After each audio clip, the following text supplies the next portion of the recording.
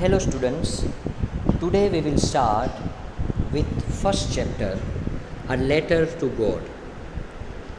Before you read, they say faith can move mountains, but what should we put our faith in?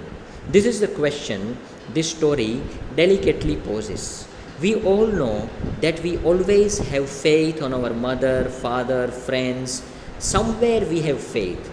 So the author is telling, where should you put your faith ultimately? Should you put your faith on your friends, your relatives, your mother, your father, or ultimately you should put your faith on God? This is the question this story delicately poses. Lencho is a farmer who writes a letter to God when his crops are ruined, asking for 100 pesos. This must be very much surprising for you because you would have never heard that some person can write a letter to God. Because always you have heard that somebody have written letter to their friends, mother, father, relatives, like this, or government or something like that. But you have never heard that someone can write a letter to God. Because to write a letter to God, you need an address. But in this world, in this entire universe, no one knows the address of God. When Lencho's crops were ruined, finished, then Lencho writes a letter to God asking for 100 pesos. 100 pesos means the kind of currency they used in Lencho's country.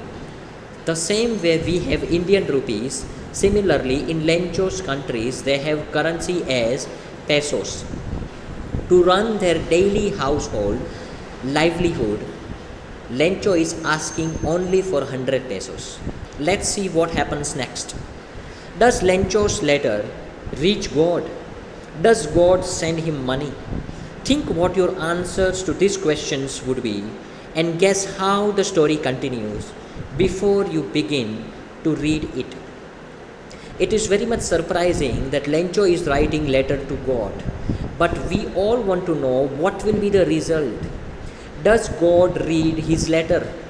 After reading the letter, what God thinks about Lencho?